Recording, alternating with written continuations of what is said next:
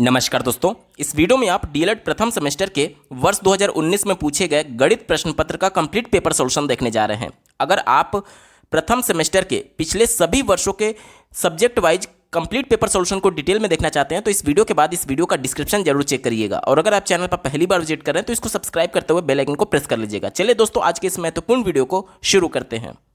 पहला प्रश्न आप अपने स्क्रीन पर देख पा रहे होंगे, निम्नलिखित में 9 का अपवर्त्य है। किसी भी संख्या का अपवर्त निकालने के लिए उसको क्रमशः प्राकृतिक संख्या यानी नेचुरल नंबर से हम लोग गुणा करते जाते हैं। प्राकृतिक संख्या यानी नेचुरल नंबर क्या होती है? 1 2 3 4 अनंत तक ये चलेगा। तो 9 का अपवर्त हमें निकालना है, यानी कि 9 का गुणा क्रमशः इस 1 में कर देंगे, फिर इस 2 में भी 9 का गुणा कर देंगे, ठीक है।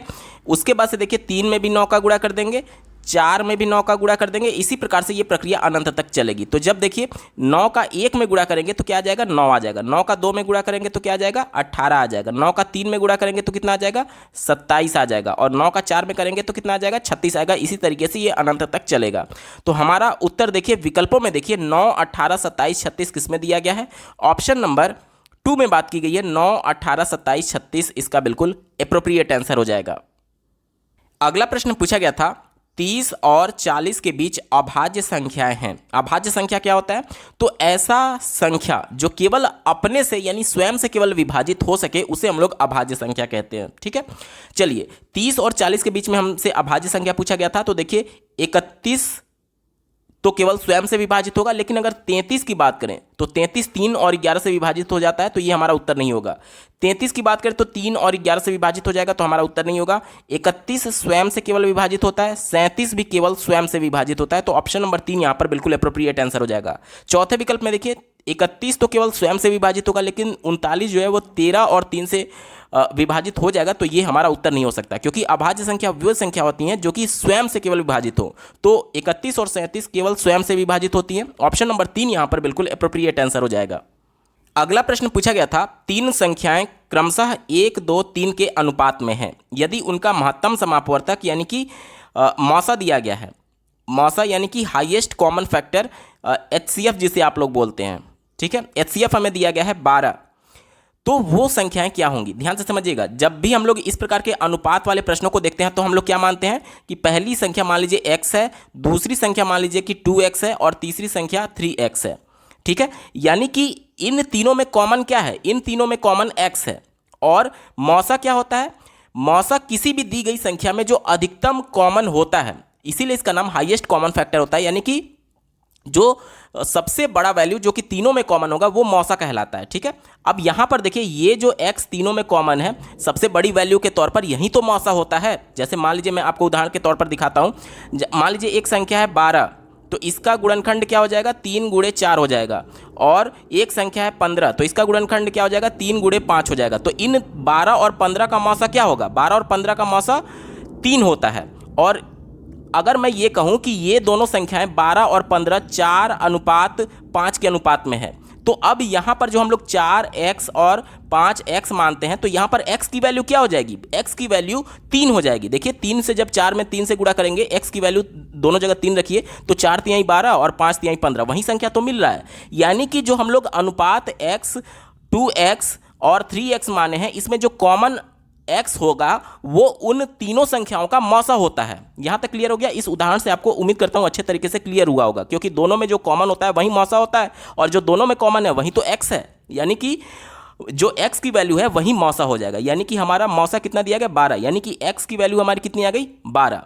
अब देखिए पहली संख्या हमने क्या मानी थी? x मानी थी, तो पहली संख्या x बराबर 12 हो जाएगा। दूसरी संख्या क्या है? 2x है, तो 2 गुणे 12 करेंगे तो यानी कि 24 हो जाएगा। और तीसरी संख्या क्या है?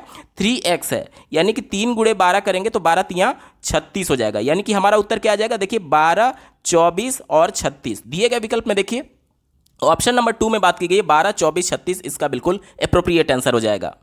अगला प्रश्न पूछा गया था, किसी कक्षा में 30 बच्चों में से 80% बच्चे उत्तीर्ण हैं यानी पास हैं, तो कक्षा में कितने बच्चे उत्तीर्ण है ये हमसे पूछा जा रहा है। तो 30 बच्चे हैं टोटल और 30 में से 80% बच्चे पास हैं, तो सिंपली आपको 30 का 80% निकाल देना है। तो प्रतिशत जब हटाएंगे तो क्या हो जाएगा, इसके जगह पे हम लोग बटे 100 कर देंगे। ठीक है, तो देखिए 2 जीरो से ये 2 जीरो कट जाएगा, 3 बटे 24 हो जाएगा। क्या हो जाएगा, 24, यानी कि 24 छात्र उत्तीर्ण होंगे। ऑप्शन नंबर 1 में बात की गई, ऑप्शन नंबर 1 सटीक जवाब है। अगला प्रश्न पूछा गया था 18% का भिन्न रूप क्या होगा। तो 18% को हम लोग क्या लिखेंगे, देखिए 18% लिखा गया, प्रतिशत जब हटाएंगे तो क्या हो जाएगा, 18/100 हो जाएगा। और इसको 2 से काटेंगे तो 2 9 18, और 2 से 100 को काटेंगे तो 50 बार में जाएगा, यानी कि उत्तर क्या आ जाएगा, 9/50। दिए गए विकल्पों में देखिए ऑप्शन नंबर 4 में बात की गई, ऑप्शन नंबर 4 इसका बिल्कुल एप्रोप्रिएट आंसर हो जाएगा। दोस्तों यहां से अति लघु उत्तरीय प्रश्न शुरू हो रहे हैं। दिया गया है 3 अंकों की सबसे छोटी प्राकृतिक संख्या लिखिए। तो 3 अंकों की सबसे छोटी प्राकृतिक संख्या क्या हो जाएगा, आपका 1, उसके आगे 2 जीरो आप लगा देंगे। ठीक है, ये 3 अंकों की सबसे छोटी प्राकृतिक संख्या होगी। 7वां प्रश्न पूछा गया है 35 सेंटीमीटर व्यास वाले वृत्त का परिमाप ज्ञात कीजिए। यानी कि यहां पर हमें d की वैल्यू दी गई है, व्यास जिसे हम लोग क्या बोलते हैं, 2 गुणे त्रिज्या बोल सकते हैं, यानी 2r का वैल्यू हमें कितना दिया गया है, 35 सेंटीमीटर। ठीक है, आगे देखिए क्या बोला जा रहा है, वृत्त का परिमाप हमें ज्ञात करना है। वृत्त का परिमाप क्या होता है, वृत्त का परिमाप होता है 2πr। क्या होता है, 2πr। इसको मैं इस तरीके से अगर अरेंज कर दूं, देखिए 2r और ये पाई। ठीक है, मैंने ऐसा क्यों किया, क्योंकि 2r का वैल्यू जो कि d के बराबर है, उसका वैल्यू हमें 35 सेंटीमीटर दिया गया है। तो अब मैं डायरेक्टली 2r की जगह पर 35 रख दूंगा, और पाई का मान कितना होता है, 22/7 हो जाता है। तो 7 से जब इसको काटेंगे तो 5 बार में जाएगा, 22 गुणे 5 करेंगे तो कितना आएगा, देखिए 5 दूनी 10 का जीरो हाथ में 1, 5 दूनी 10 और 1 11, 110 सेंटीमीटर उस वृत्त का परिमाप हो जाएगा। हमारा उत्तर क्या आएगा, 110 सेंटीमीटर बिल्कुल सटीक जवाब है। अगला प्रश्न पूछा गया था 24/7 को दशमलव संख्या में बदलिए। तो दशमलव में बदलने के लिए सिंपली आपको भाग दे देना है। तो आपको 7 से भाग देना है किसमें, 24 में। ठीक है, तो देखिए 3 बार में जाएगा, 7 त्रिक 21 होता है। उसके बाद से 3 शेष बचेगा। अब भाग नहीं जा सकता तो जीरो लगाएंगे, जीरो लगाएंगे तो यहाँ पर दशमलव लगेगा। ठीक है, फिर 7 चौक 28, कितनी बार में जाएगा, 4 बार में 28 हो जाएगा। फिर 2 शेष बचेगा, अब फिर एक और जीरो लगाना होगा। अब कितनी बार में जाएगा, 7 दूनी 14, फिर यहाँ पर हम लोग 14 कर देंगे, 6 शेष बचेगा। तो अब कितनी बार में जाएगा, एक और जीरो लगाएंगे तो 7 9 63 होता है, यानी कि 7 8 तक ले जाना होगा, 7 8 56, शेषफल 4 बच जाएगा। यही प्रक्रिया बार बार चलती रहेगी। अब देखिए दशमलव के 3 अंक तक हमने निकाल लिया, तो ये मोर देन सफिशिएंट है। हमारा उत्तर क्या हो जाएगा, 3.428 इसका बिल्कुल सटीक जवाब हो जाएगा। अगला प्रश्न पूछा गया था किसी तल पर स्थित एक रेखा में कुल कितने बिंदु हो सकते हैं। तो मान लीजिए ये एक रेखा है, तो इसमें अनंत बिंदु हो सकते हैं। कितने, अनंत इसका उत्तर हो जाएगा। ठीक है, यानी कि इसका उत्तर क्या हो जाएगा, अनंत बिंदु संभव है। अगला प्रश्न पूछा गया था कौन सा अनुपात बड़ा है। यहां पर देखिए 2 अनुपात हमें दिए गए हैं और पूछा गया कि कौन सा अनुपात बड़ा है। तो इसको 2 विधि से आप सॉल्व कर सकते हैं। एक तो डायरेक्टली आप इन दोनों को भाग दे दीजिए, जिसका मान बड़ा आएगा, जिसका वैल्यू बड़ा आएगा वही हमारा उत्तर होगा। लेकिन इसका प्रोसीजरल सही तरीके से अगर प्रोसीजर को हम लोग फॉलो करें, प्रक्रिया को फॉलो करें, तो इसका हल कैसे होगा। तो किसी भी अनुपात में, जैसे देखिए किसी भी अनुपात में वो वाला अनुपात बड़ा होता है जिसका अंश बड़ा होता है। जैसे कि मान लीजिए यहाँ पर मैं एक लिख रहा हूँ 2/5 और दूसरा संख्या लिख रहा हूँ 4/5, दोनों भिन्न है, दोनों अनुपात है। यहाँ पर देखिए दोनों में जो ये इसे अंश बोलते हैं, इसे हर बोलते हैं, दोनों में हर देखिए समान है, कितना है, 5 है। तो जब 2 भिन्नों में या फिर 2 अनुपात में अगर हर समान होता है तो जिस भिन्न का अंश बड़ा होगा वही हमारा बड़ा अनुपात होगा। देखिए इसमें अंश बड़ा कौन है, अंश बड़ा 4 वाला है, यानी कि इसमें से 4/5 बड़ा हो जाएगा 2/5 से। यानी कि इसी विधि का हम लोग प्रयोग करेंगे। दिए गए अनुपात में सबसे पहले जो हर है उसको हमें समान करना होगा, हर को हमें समान करना होगा। कैसे समान करेंगे, ध्यान से समझिएगा। देखिए पहला वैल्यू हमें दिया गया है 2/3 और दूसरा वैल्यू दिया गया है 5/8।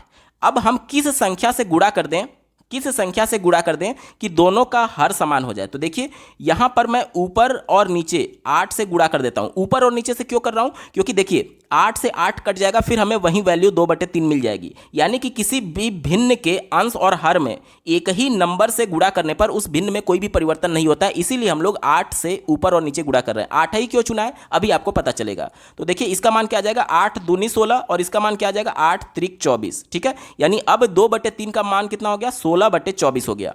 इसके बाद से देखिए यहाँ पर मैं क्या गुणा करूंगा, यहाँ पर मैं ऊपर और नीचे 3 से गुणा करूंगा। क्यों मैंने 3 लिया, देखिए यहाँ पर मैं 8 गुणे 30 3 24 कर रहा था, और यहाँ पर 8 गुणे 3 यहाँ पर भी 24 हो जाएगा। यानी हमारा लक्ष्य क्या था, इसका हर बराबर करना। तो एनी हाउ आपको हर को बराबर करना है, ठीक है। आप किसी भी संख्या से गुणा कर सकते हैं, लेकिन आपका हर बराबर आना चाहिए, ठीक है।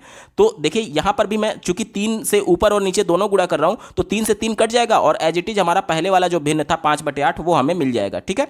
तो यहाँ तक कोई डाउट तो होगा नहीं। तो अब अंश का अंश में गुणा कर देंगे तो कितना आ जाएगा, 5 तिहाई 15, और नीचे करेंगे तो 8 त्रिक 24 आ जाएगा। अब जो 5/8 वाला अनुपात था वो हमारा बन गया 15/24, ठीक है। यानी कि अब देखिए दोनों का हर समान हो गया। देखिए ये भी 24 है, ये भी 24 है। अब आप एग्जैक्टली बता सकते हैं कि कौन सा भिन्न बड़ा होगा केवल देख करके। देखिए इसका जो अंश है 16 है, और इसका जो अंश है वो 15 है। यानी कि ये वाली वैल्यू हमारी बड़ी होगी, ये वाला अनुपात हमारा बड़ा होगा। और ये अनुपात मिला कैसे था, ये अनुपात मिला था 2/3 से। देखिए 2/3 से ये अनुपात मिला था। तो हमसे यही पूछा गया था कि कौन सा अनुपात बड़ा है। तो हमारा उत्तर क्या हो जाएगा, दिए गए विकल्प में देखिए विकल्प तो है ही नहीं, हमारा अनुपात 2:3 बड़ा हो जाएगा कितने से, 5:8 से। ये आपका उत्तर हो जाएगा। आपको पूरा प्रोसेस करके दिखाना होगा। यहां तक क्लियर। अगला प्रश्न पूछा गया है, एक दुकानदार के पास 60 कप थे, 40 कप बिक गए, कुल कितने प्रतिशत कप बिके। तो टोटल कप की संख्या कितनी थी, कुल कप की संख्या 60 थी, जिसमें से 40 कप बिक गए।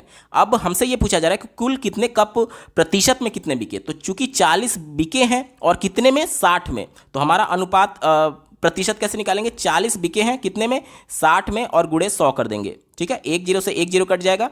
उसके बाद से देखिए 2 से अगर काटे तो 2 5 10, और ये काटेंगे तो 2 तिहाई 6 हो जाएगा, ठीक है। तो ऊपर कितना आ जाएगा, 40 5 200 हो जाएगा, और बट्टे 3 हो जाएगा। अब इससे भाग दीजिए, 3 6 18, 2 फिर बचा, 3 6 18, फिर 2 बचा, फिर 6, फिर यही प्रक्रिया चलती रहेगी। तो इसको हम लोग क्या लिख सकते हैं, आगे तो ऐसे ही चलता रहेगा। तो 66.67% लिख सकते हैं। यानी कि हमसे पूछा गया था कुल कितने प्रतिशत कप बिके, तो 66.67% कप बिके हैं। दोस्तों यहाँ से लघु उत्तरीय प्रश्न शुरू हो रहे हैं, जो कि 2 नंबर के प्रश्न होते हैं। पहला प्रश्न देखिए, 12वां प्रश्न आप अपने स्क्रीन पर देखिए, दिया गया है।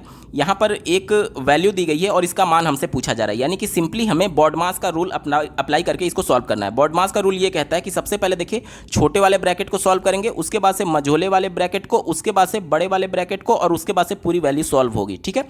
तो चलिए सबसे पहले छोटे वाले ब्रैकेट को जब हम लोग सॉल्व करेंगे तो क्या माना जाएगा, इसका माना जाएगा पहले वाले को एज इट इज मैं लिखते चलता हूँ। तो देखिए क्या हो जाएगा, 18 माइनस ये बड़ा वाला ब्रैकेट, ये है 14, प्लस यहाँ से मझोला ब्रैकेट, ये है 16, और ये छोटा वाला ब्रैकेट है। इसको मैं सॉल्व कर रहा हूँ, 18 में से 5 जाएगा तो कितना बचेगा, 13 बचेगा, और ये माइनस पहले से है तो माइनस मैं यहाँ लगा देता हूँ माइनस, और 18 में से 5 जाएगा तो 13 बचेगा। यहाँ तक क्लियर। अब ये मझोला कोष्ठक केवल बचेगा क्योंकि छोटा वाला खत्म हो गया, और ये बड़ा वाला कोष्ठक बचेगा। अब देखिए अब हमें इसको सॉल्व करना है मझोले कोष्ठक को। तो फिर से एज इट इज हम लोग लिखते चलेंगे, 18 माइनस 14, फिर प्लस 16 में से 13 जाएगा तो आपका कितना बचेगा, 3 बचेगा। कितना बचेगा, 3 बचेगा, ठीक है। और ये देखिए ये मझोला कोष्ठक भी अब खत्म हो गया, अब केवल बड़ा वाला कोष्ठक बचेगा। अब हमारा देखिए 18 माइनस 14 प्लस 3 कितना आएगा, 17 आएगा, 17 आएगा। अब 18 में से 17 घटाएंगे तो इसका मान कितना आ जाएगा, 1 आ जाएगा। तो हमारा उत्तर क्या हो जाएगा, 1।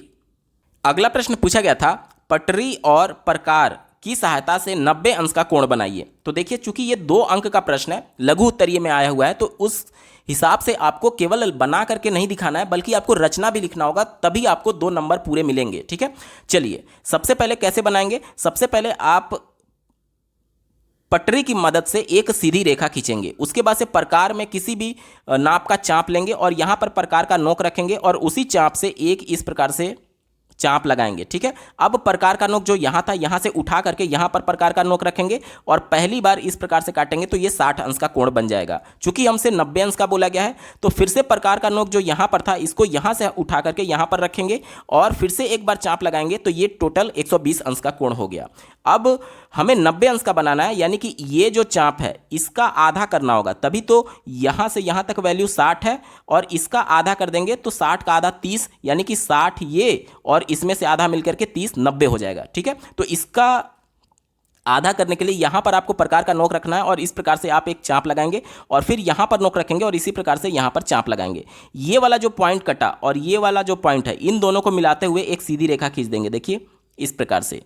अब ये वाला जो टोटल कोण बना है, यही कोण हमारा 90 अंश का होगा। ये तो हो गया आपका इस प्रकार से आप बना करके दिखाएंगे। अब रचना कैसे लिखना है, तो सबसे पहले आप इस प्रकार से रचना लिखेंगे। सबसे पहले पटरी की मदद से ए बी एक रेखा खींचेंगे। उसके बाद से ए पर केंद्र बिंदु मानते हुए प्रकार में किसी चाप से एक चाप लगाएंगे जो कि आपका ओ बी और सी को रिप्रेजेंट कर रहा है। उसके बाद से प्रकार की नोक को ओ पर रख करके उसी चाप से हम लोग एक पॉइंट काटेंगे जिसका नाम आपको डी दे देना है। उसके बाद से पॉइंट डी पर प्रकार का नोक रखते हुए एक और चाप काटेंगे जो कि पॉइंट ई को शो कर रहा है। उसके बाद से ई और डी, देखिए ई और डी चाप को आधा करने के लिए एक चाप लगाएंगे और उसके बाद से डी पर नोक रखते हुए दूसरा चाप लगाएंगे जो कि कट करेगा एफ बिंदु पर। अब देखिए ए और एफ को मिलाते हुए एक सीधी रेखा खींचेंगे।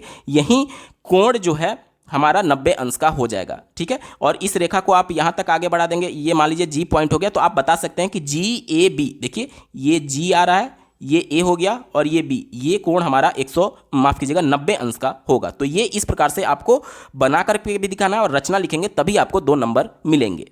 अगला प्रश्न पूछा गया है, राम ने 300 रुपये में एक रेडियो खरीदा, वह उसे कितने रुपए में बेचे कि उसे 20% का लाभ हो। 20% का लाभ कब हो सकता है, जब यहाँ पर जो क्रय मूल्य था, जैसे देखिए यहाँ पर मैं लिख रहा हूँ क्रय मूल्य, जिसे आप लोग क्या बोलते हैं, कॉस्ट प्राइस यानी कि सीपी बोलते हैं। तो यानी कि सीपी का वैल्यू कितना दिया गया है, सीपी का मान दिया गया है 300 रुपया, ठीक है। और लाभ प्रतिशत कितना दिया गया है, लाभ प्रतिशत आपको दिया गया है 20%। हमसे पूछा गया है कि इसका सेलिंग प्राइस क्या होगा, यानी कि एसपी यानी कि विक्रय मूल्य हमसे पूछा जा रहा है, ठीक है, विक्रय मूल्य, ठीक है, पूछा जा रहा है।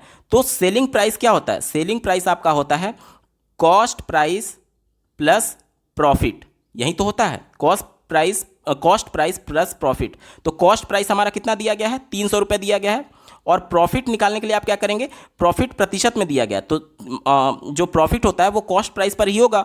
तो कॉस्ट प्राइस 300 है और इसका 20% हमें निकाल देना है, यानी 20/100 आप कर देंगे। तो 1 0 से 1 0 ये कटा, ये से ये कटा।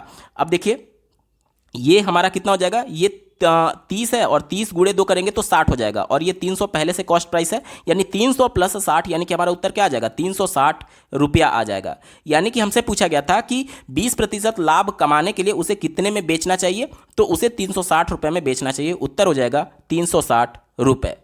अगला प्रश्न पूछा गया था, वह बड़ी से बड़ी संख्या ज्ञात कीजिए जिसमें 49, 59 और 109 को भाग देने पर शेषफल क्रमशः 1, 3 और 5 रहे। ध्यान से समझिएगा, बहुत इंपॉर्टेंट क्वेश्चन है। प्रत्येक बार डीएलएड की फर्स्ट सेमेस्टर परीक्षा में इस प्रकार के प्रश्न पूछे जाते हैं। देखिए इस प्रकार के प्रश्नों को सॉल्व करने के लिए यहाँ पर क्या बोला गया, बड़ी से बड़ी संख्या, बड़ी से बड़ी संख्या जो तीनों अंकों को विभाजित करे वो क्या होगा, मौसा ही तो होता है। किसी भी दी गई संख्याओं में वो कॉमन बड़ी से बड़ी संख्या जो तीनों को विभाजित कर दे वही तो मौसा होता है। तो यानी कि इसका हमें मौसा निकालना है, लेकिन डायरेक्टली मौसा हम लोग नहीं निकालेंगे। क्यों नहीं निकालेंगे, क्योंकि हमसे ये बोला गया है कि भाग देने पर क्रमशः शेषफल 1, 3 और 5 बचना चाहिए। तो शेषफल कैसे बचता है, जैसे कि मान लीजिए 49 है तो इसमें हम लोग मान लीजिए 8 से भाग देते हैं, तो ये 8 6 48 और 1 शेषफल बचा, ठीक है। अब इसी प्रकार से मान लीजिए अगला टर्म है 59, तो इसमें मैं 8 से भाग देता हूं तो 8 7 56 हो जाता है, 8 7 56 और यहाँ पर 3 शेषफल बचा, यही तो बच रहा है। यानी कि ये जो शेषफल है ये पहले हमें इसमें से घटाना होगा, मूल संख्याएं जो हैं इसमें से घटाना होगा। तो पहली संख्या जो 49 है उसमें किसी संख्या से भाग देने पर, वो बड़ी से बड़ी की कुछ भी हो सकता है, उसे भाग देने पर शेषफल क्या आ रहा है, 1 आ रहा है। यानी कि 49 में से 1 घटा देंगे तो हमारा मान क्या आ जाएगा, 48 आ जाएगा। अब देखिए 59 दिया गया है दूसरी संख्या और इसमें उस बड़ी से बड़ी संख्या से भाग देने पर शेषफल 3 बचता है, तो 59 में से 3 घटाएंगे तो हमारा मान क्या आ जाएगा, 56 आ जाएगा। आप क्यों घटा रहे हैं, आप देखिए इसलिए घटा रहे हैं क्योंकि शेषफल जो है अगर मैं निकाल देता हूं तो वो पूरी तरीके से विभाजित कर देगा, और जो बड़ी से बड़ी पूरी तरीके से विभाजित करने वाली संख्या होती है वो मौसा होती है। अब जो संख्या हमें प्राप्त होगा उसका डायरेक्टली हम लोग मौसा निकाल सकते हैं, लेकिन चूंकि यहां पर शेषफल बच रहा था तो डायरेक्टली हम लोग नहीं निकाल पा रहे थे, इसीलिए मैं यहां पर घटा रहा हूं। उम्मीद करता हूं आपको अच्छे से समझ में आ रहा होगा।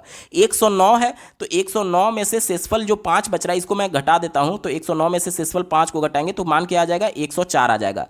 अब ये जो 3 संख्याएं हमें मिली हैं इन्हीं का हमें मौसा निकालना होगा, ठीक है, इन्हीं का मौसा हम निकालेंगे, ठीक है। चलिए 48, 56 और 104 है, तो पहला है संख्या कितना था 48, दूसरा 56 और तीसरा 104।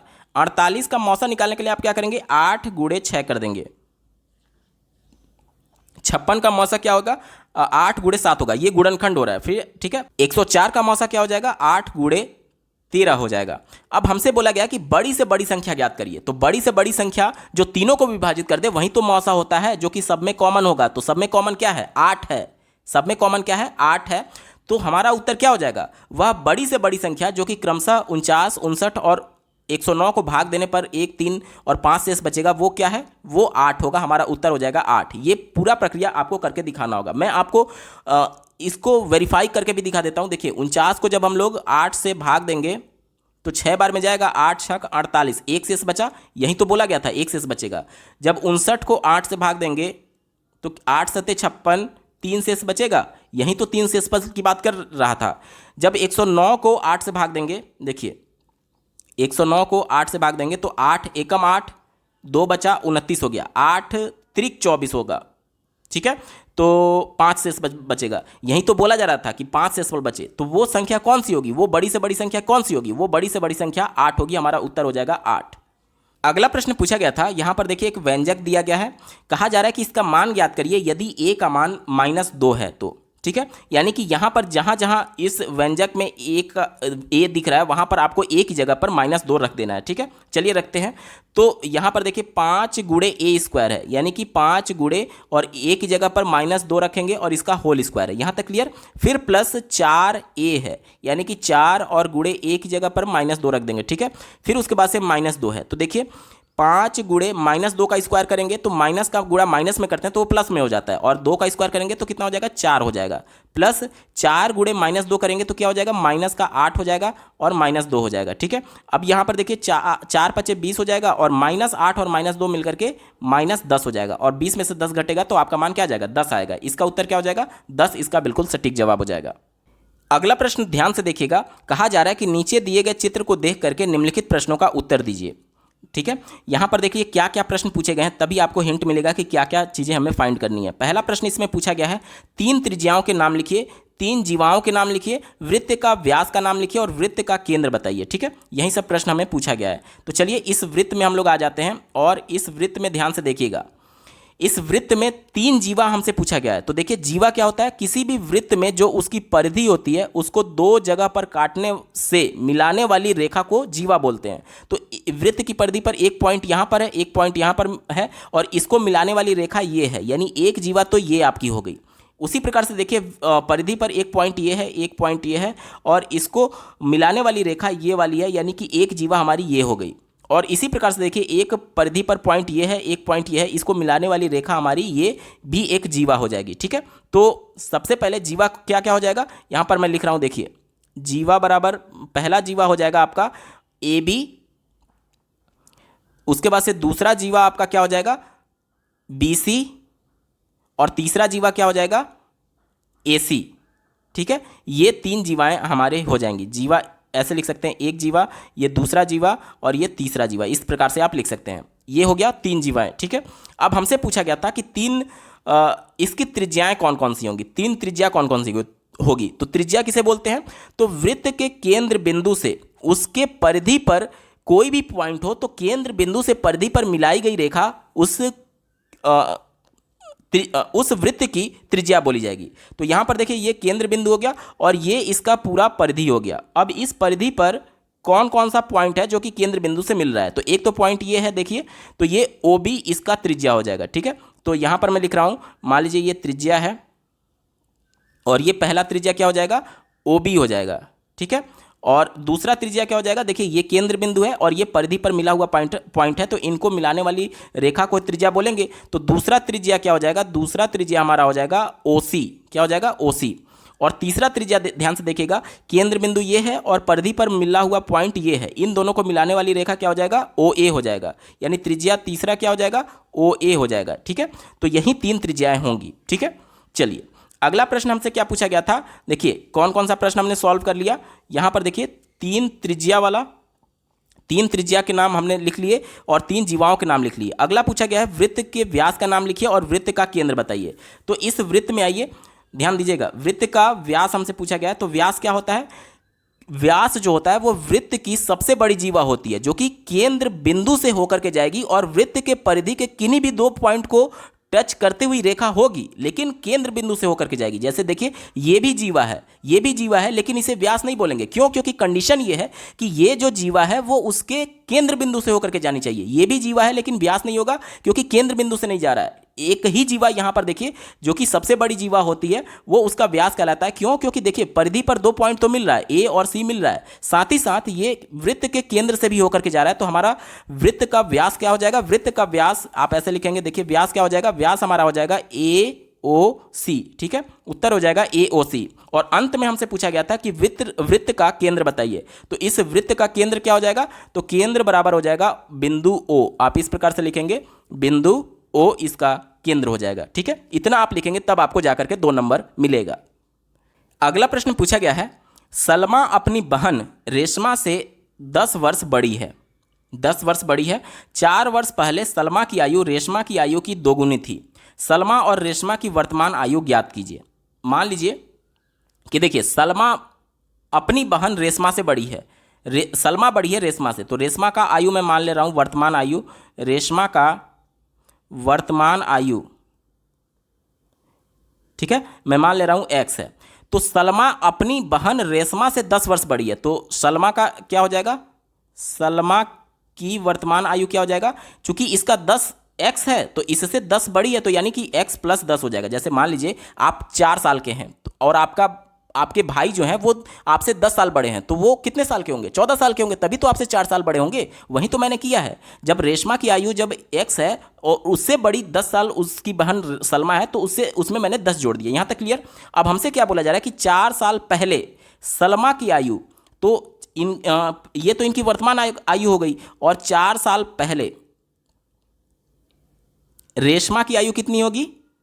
4 साल पहले रेशमा की आयु कितनी होगी? अगर मान लीजिए आज आपकी आयु 20 साल है और अगर आपसे मैं पूछूं कि आपका 4 साल पहले एज कितना था, तो 20 में से 4 घटाते हैं ना, यानी कि 16 साल होंगे। वहीं तो यहां पर देखिए 4 साल पहले, अभी वर्तमान में रेशमा की आयु x है, तो 4 साल पहले क्या हो जाएगा? इसमें से मैं 4 साल घटा दे रहा हूं, यानी x माइनस 4 हो जाएगा। और 4 साल पहले सलमा की आयु क्या होगी? तो देखिए सलमा की वर्तमान आयु x प्लस 10 है, तो 4 साल पहले क्या हो जाएगा? तो x प्लस 10 माइनस 4 हो जाएगा, यानी कि कितना आ जाएगा? ओवरऑल x प्लस 6 आ जाएगा। यहां तक क्लियर हो गया? अब देखिए कंडीशन क्या बोला जा रहा है कि 4 साल पहले सलमा की आयु रेशमा की आयु की दोगुनी थी। ये है 4 साल पहले सलमा की आयु, यहां पर मैं लिख रहा हूं देखिए x प्लस 6, और ये है 4 साल पहले रेशमा की आयु, बराबर मैं लिख रहा हूं x माइनस 4। अब क्या बोला गया है कि ये जो वैल्यू है इसकी दुगनी है, क्योंकि ये किसका एज है? ये सलमा का एज है, और ये इसका दुगना है। चूंकि मैं बराबर लिख रहा हूं तो या तो इधर 2 से भाग दे दूं या तो इधर 2 से गुणा कर दूं, तभी एग्जैक्ट वैल्यू आएगा, यानी कि बराबर होगा। क्योंकि जब ये वैल्यू बड़ा दोगुना है और हम लोग बराबर का चिन्ह लगा रहे हैं, तो इसमें भी तो 2 का गुणा करेंगे तभी तो बराबर लिख सकते हैं। अब देखिए इसको सॉल्व करते हैं। x प्लस 6 बराबर क्या हो जाएगा? 2x माइनस 8 हो जाएगा। यहां तक क्लियर? अब देखिए यहाँ पर x को इधर पक्षांतर करते हैं और माइनस 8 को इधर पक्षांतर करेंगे, तो देखिए 2x में से x घटेगा तो क्या मान आएगा? x आएगा, और 8 प्लस 6 बराबर कितना हो जाएगा? 14 हो जाएगा। ये वर्ष में आएगा, यानी x हमने क्या माना था? रेशमा की वर्तमान आयु माना था, तो यानी कि रेशमा की वर्तमान आयु कितनी हो जाएगी? x बराबर 14 साल हो जाएगी। और सलमा की वर्तमान आयु क्या हो जाएगी? तो सलमा रेशमा से 10 साल बड़ी थी, तो x प्लस 10 करेंगे, यानी कि 14 प्लस 10 करेंगे, यानी इसका मान 24 आएगा। यानी कि रेशमा की वर्तमान आयु 14 साल और सलमा की वर्तमान आयु 24 साल। दिए गए विकल्प प्रश्न में यही पूछा गया था कि सलमा और रेशमा की वर्तमान आयु क्या होगी, तो सलमा का क्या हो जाएगा? सलमा का 24 वर्ष, और रेशमा का क्या हो जाएगा? तो रेशमा का आपका हो जाएगा 14 वर्ष। ठीक है, एक बार इसको क्रॉस वेरीफाई भी कर लेते हैं। देखिए क्या बोला गया था? सलमा अपनी बहन से 10 वर्ष बड़ी है, तो देखिए दोनों सलमा जो है वो 10 वर्ष बड़ी हो गई, और कहा जा रहा है 4 साल पहले सलमा की आयु, तो 4 साल पहले सलमा की आयु कितनी हो जाएगी? 4 साल पहले सलमा की आयु वो आपका हो जाएगा 20 साल, और 4 साल पहले रेशमा का आयु क्या हो जाएगा? 10 साल। अब देखिए ये जो वैल्यू है सलमा का आयु वो रेशमा की आयु के दुगनी है। 10 का दुगना 20 ही तो होगा, वहीं तो बोला गया था रेशमा की आयु दुगनी थी, यानी कि हमारा ये उत्तर बिल्कुल सही है। हमसे पूछा गया था सलमा और रेशमा की वर्तमान आयु क्या है, तो सलमा की वर्तमान आयु 24 साल और रेशमा की वर्तमान आयु 14 साल, इसका बिल्कुल सटीक जवाब हो जाएगा। दोस्तों ये पेपर पूरा सॉल्व हो चुका है। आपको ये वीडियो कैसा लगा कमेंट के माध्यम से जरूर बताइएगा, क्योंकि आपका एक कमेंट मुझे मोटिवेट करेगा ऐसे ही महत्वपूर्ण वीडियो लाने के संदर्भ में। अगर आप प्रीवियस ईयर डीएलएड प्रथम सेमेस्टर के सब्जेक्ट वाइज सभी वर्षों के कंप्लीट पेपर सॉल्यूशन को डिटेल में देखना चाहते हैं तो इस वीडियो के बाद इस वीडियो का डिस्क्रिप्शन जरूर चेक करिएगा। और अगर आप चैनल पर पहली बार विजिट कर रहे हैं तो इसको सब्सक्राइब करते हुए बेल आइकन को जरूर प्रेस कर लीजिएगा। इस वीडियो को देखने के लिए आपका बहुत बहुत धन्यवाद। भगवान करे आपका दिन शुभ हो।